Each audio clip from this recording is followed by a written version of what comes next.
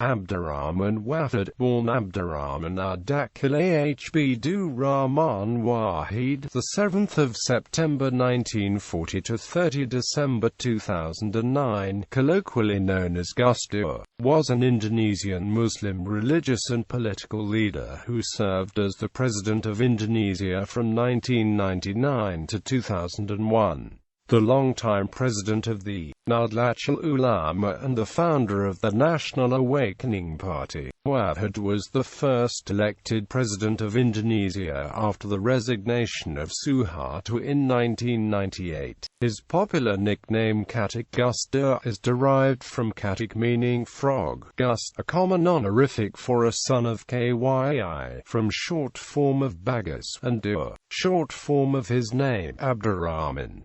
Early life. Abdurrahman ad-Dakhil Wahid was born on the 4th day of the 8th month of the Islamic calendar in 1940 in Jombang, East Java, to Abdul Wahid Hasiman City Cilicia. This led to a belief that he was born on the 4th of August. Instead, using the Islamic calendar to mark his birth date meant that he was actually born on 4 Sha'aban, equivalent to the 7th of September 1940. He was named after Abdurrahman of the Umayyad Caliphate, who brought Islam to Spain and was thus nicknamed ad-Dakhil. His name is stylized in the traditional Arabic naming system as Abdurrahman, son of Wahid. His family is Javanese of mixed Chinese-Arabic origins with some native blood. From his paternal line, he is descended from a well-known Muslim missionary from China known as Syekh Abdul Qadir Tan Kyai,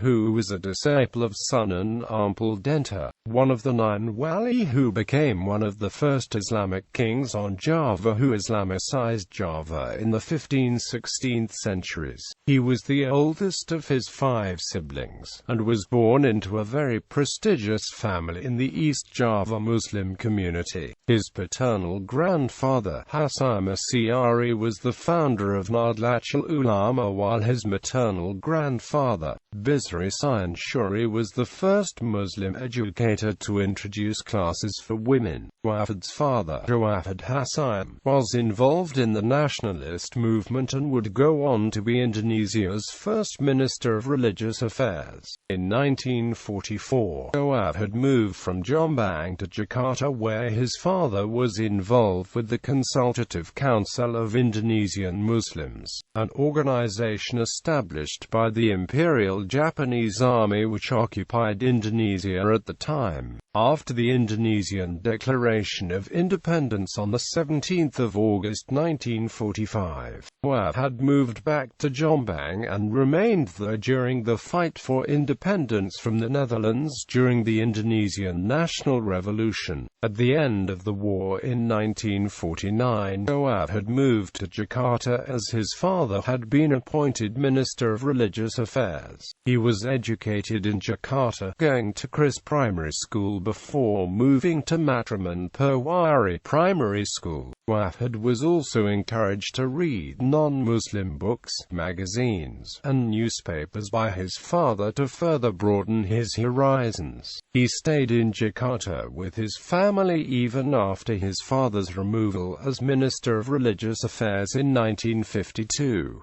In April 1953, Wahid's father died after being involved in a car crash.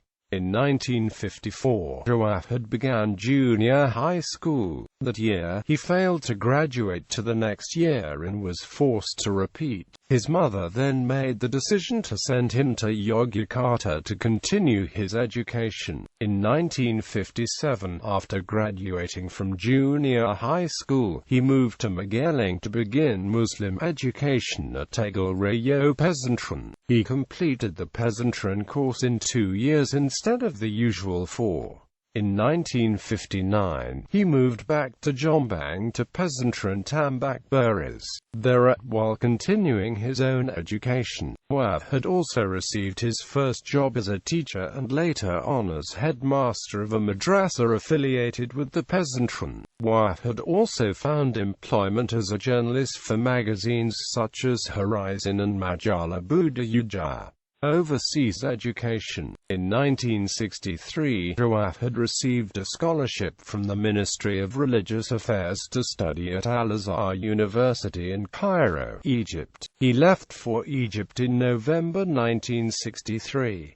Unable to provide evidence to certify that he spoke Arabic, Wahid was told when arriving that he would have to take a remedial class in the language before enrolling at the university's Higher Institute for Islamic and Arabic Studies. Instead of attending classes, Wahid spent 1964 enjoying life in Egypt, watching European and American movies as well indulging in his hobby of watching football. Wahid was also involved with the Association of Indonesian Students and became a journalist for the association's magazine. After passing the remedial Arabic examination, he finally began studies at the Higher Institute for Islamic and Arabic Studies in 1965, but was disappointed as he had already studied many of the texts offered at the institute in Java and disapproved of the rote learning method used by the university. In Egypt, Wahid had found employment with the Indonesian embassy. It was during his stint with the embassy the coup attempt was launched by the 30th of September movement, which the Communist Party of Indonesia was accused of leading, with Army Strategic Reserves Commander Major General Suharto taking control of the situation in Jakarta. A crackdown against suspected communists was initiated. The Indonesian embassy in Egypt was ordered to conduct an investigation into the political views of university students. This order was passed to Wahid, who was charged with writing the reports. Wahid's displeasure at the method of education and his work following the coup attempt distracted him from his studies.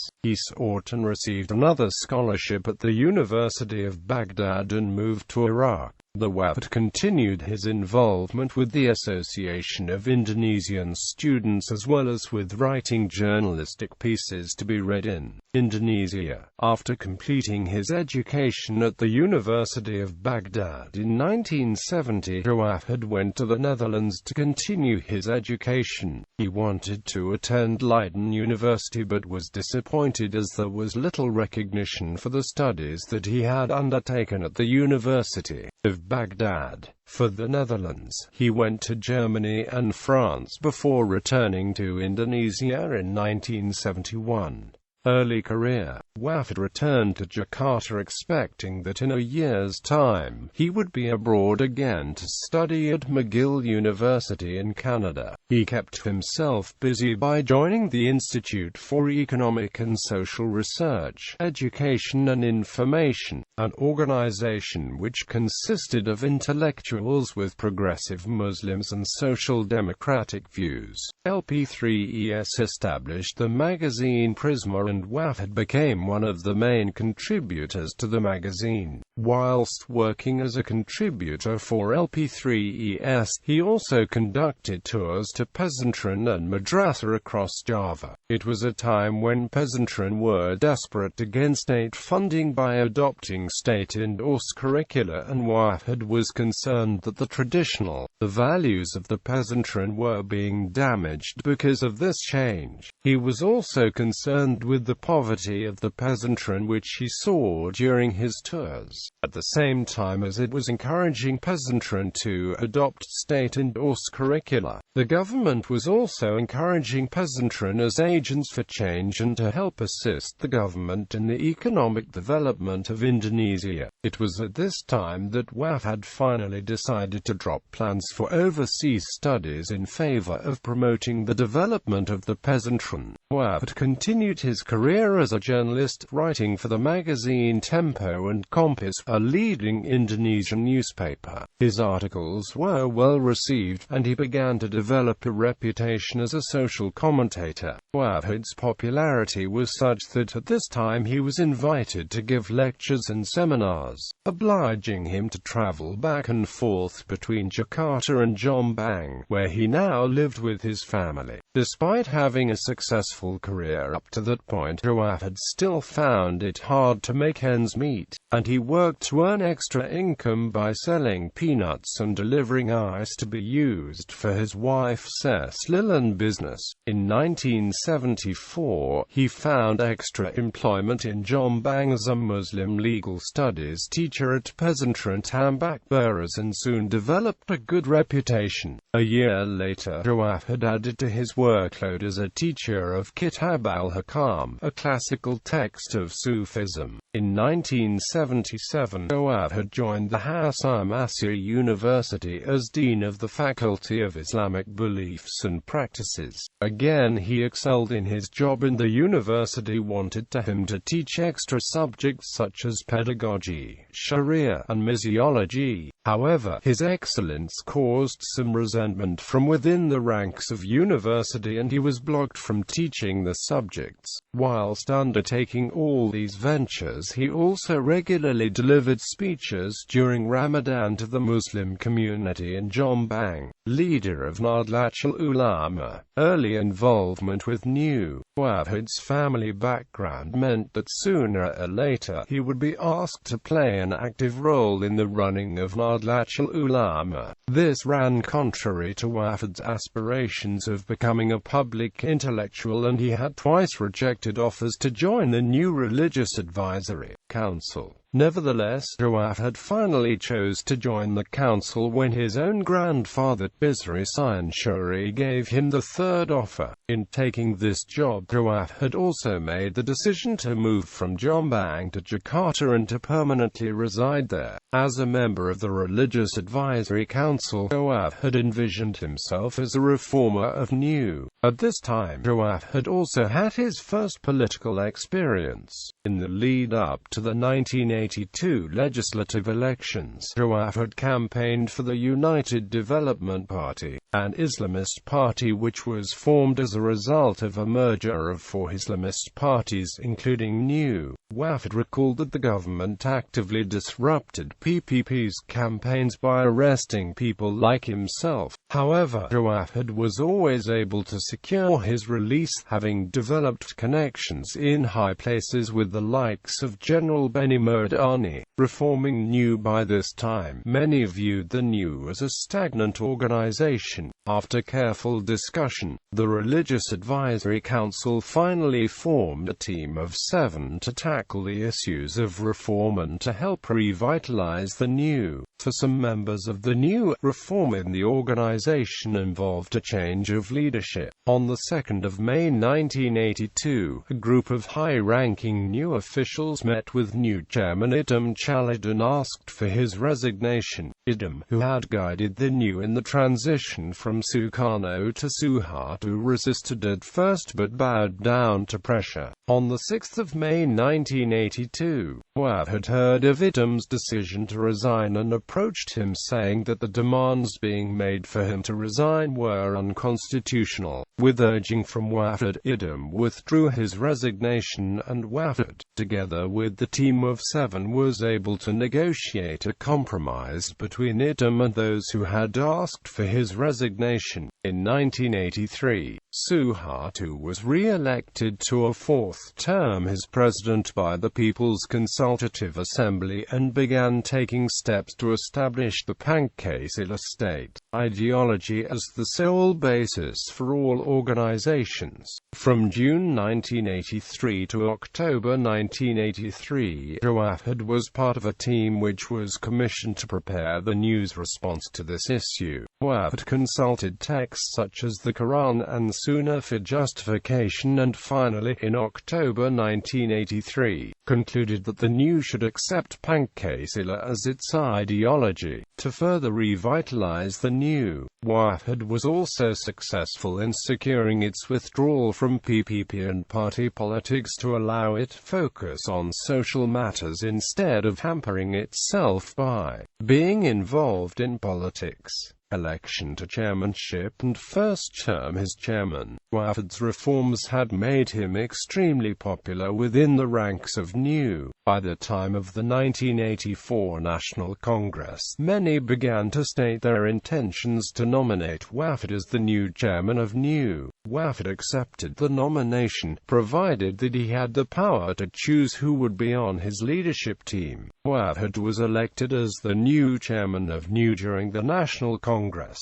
However, his stipulation of choosing his own team was not honored. The last day of the Congress had begun with Wahid's list of team members being approved by high-ranking NU officials including outgoing chairman Wahid had gone to the committee in charge of running the Congress and handed in his list, which was to be announced later. However, the committee in question was against Idam and announced a totally different list of people. Wahid was outraged but was pressured to accept the changes made. Wahid's ascendancy to the new chairmanship was seen positively by Suharto and his new order regime. Wahid's acceptance of Pancasila along with his moderate image won him favor among government ranks. In 1985, Suharto made Wahid a Pancasila indoctrinator. In 1987, Wahid showed further support for the regime by criticizing PPP in the lead-up to the 1987 legislative elections and further strengthening Suharto's Golkar party.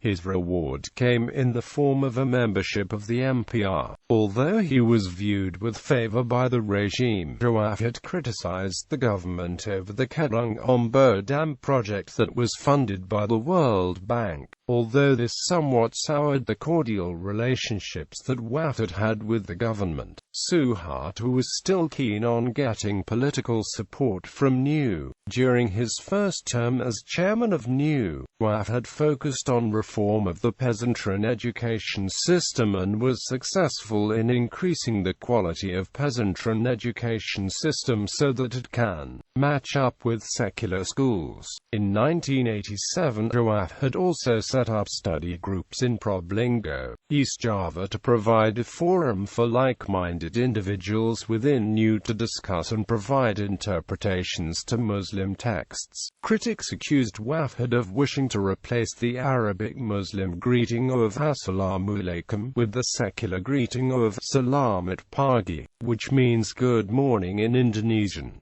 Second term as chairman and opposing the new order, Wahid was re-elected to a second term as chairman of NU at the 1989 National Congress. By this time, Suharto, embroiled in a political battle with ABRI, began to ingratiate himself with the Muslim constituency so as to win the support. This venture reached a turning point in December 1990 with the formation of the Union of Indonesian Intellectual Muslims. This organization was backed by Suharto, chaired by B.J. Habibie and included Muslim intellectuals such as Amin Rais and Nurcholish Majid as its members. In 1991, various members of ICMI asked Wahid to join. Wahid declined because he thought that ICMI encouraged sectarianism and that it was mainly a means by which Suharto maneuvered to remain powerful. In 1991, Wahid countered ICMI by forming the Democracy Forum, an organization which contained 45 intellectuals from various religious and social communities. The organization was seen as a threat by the government, which moved to break up meetings held by the Democracy Forum during the run-up to the 1992 legislative elections approached. In March 1992, Wahid planned to have a great assembly to celebrate the 66th anniversary of the founding of NU and to reiterate the organization's support for Pancasila. Wahid had planned for the event to be attended by at least 1 million new members. However, Suharto moved to block the event, ordering policemen to turn back busloads of new members as they arrived in Jakarta. Nevertheless, the event managed to attract 200 100,000 attendants. After the event, Wahid wrote a letter of protest to Suharto saying that he had not been given a chance to display a brand of Islam that was open, fair, and tolerant. During his second term as chairman of Wahid's liberal ideas had begun to turn many supporters sour. As chairman, Wahid continued to push for interfaith dialogue and even accepted an invitation to visit Israel in October 1994. Third term as chairman in the lead-up to reform of C as the 1994 National Congress approached, Wahid nominated himself for a third term as chairman. Hearing this, Suharto wanted to make sure that Wahid was not elected. In the weeks leading up to the Congress, Suharto's supporters, such as Habibie and Harmoko, campaigned against Wahid's re-election. When it came time for the National Congress, the site for the Congress was tightly guarded by ABRI in an act of intimidation. Despite this, and attempt to bribe new members to vote against him, Wahid came through and was re-elected as new chairman for a third term. During this term, Wahid began to move closer towards a political alliance with Megawati Soekarno-Putri from the Indonesian Democratic Party. Capitalizing on her father's legacy, Megawati had a lot of popularity and intended to put political and moral pressure on Suharto's regime. Wahid advised Megawati to be cautious and to avoid being nominated as president during the 1998 MPR General Session. Megawati ignored this advice and paid the price in July 1996 when her PDI headquarters were taken over by supporters of government-backed PDI chairman Suryadi. Seeing what happened to Megawati, Wahid thought that his best option now was to retreat politically by getting himself back in favor with the government. In November 1996, Wahid and Suharto met for the first time since Wahid's re-election to the new chairmanship, and this was followed over the next few months by meetings with various government people who in 1994 had attempted to block Wahid's re-election. At the same time, however, Wahid kept his options for reform open and in December 1996 had a meeting with Amin Ray, an ICMI member who had grown critical of the regime. July 1997 saw the beginning of the Asian financial crisis. Suharto began to lose control of the situation, and just as he was being pushed to step up the reform movement with Megawati and Amin, Wahid suffered a stroke in January 1998. From his bed in the hospital, Wahid continued to see the situation worsen with Suharto's re-election to a seventh term as president and the student protests which would turn into riots in May 1998 after the killing of 4 students at Trisakti University. On the 19th of May 1998, Wahid, together with 8 prominent leaders from the Muslim community, were summoned to Suharto's residence.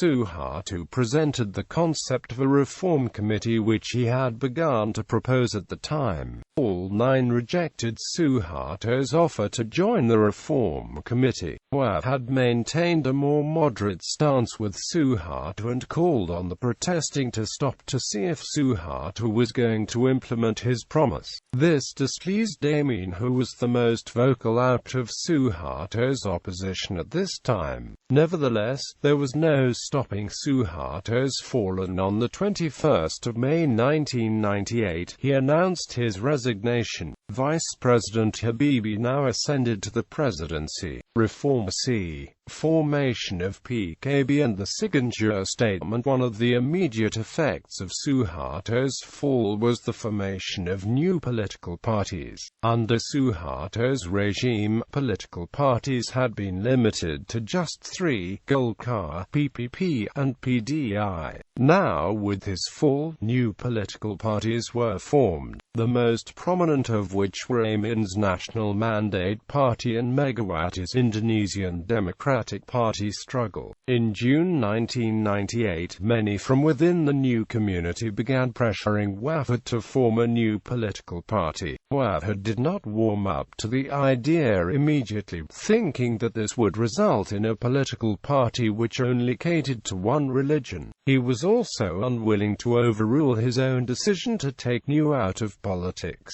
By July 1998, however, he began to warm up to the idea, thinking that establishing a political party was the only way to challenge the organizationally strong Golkar in an election. With that in mind, Wahid approved of the formation of PKB and became the chairman of its advisory council, with Maturi Abdul Jalil his party chairman. Although it was clearly dominated by new members, Wahid promoted the PKB as a party that was non-sectarian and open to all members of society. As opposition to the government, Wahid, together with Megawati and Amin, were willing to adopt a moderate stance towards Habibie's government, preferring instead to wait for the 1999 legislative elections. Nevertheless, in November 1998, in a meeting at his residence in the Jakarta suburb of Ciganjur, Wahid, together with Megawati, Amin, and Sultan Hamengkubuwono X, reiterated the commitment to reform. On the 7th of February 1999, PKB officially declared Wahid as the presidential candidate. 1999 elections and MPR general session. In June 1999, Wahid's PKB entered the legislative elections. The PKB won 12% of the votes, with Megawati's PDIP winning the legislative elections with 33% of the votes. With her party decisively winning the legislative elections, Megawati expected to win the presidency against Habibie at the MPR general session. However, the PDIP did not have complete majority and formed a loose alliance with the PKB. In July, however, Amin Ray would form the Central Axis,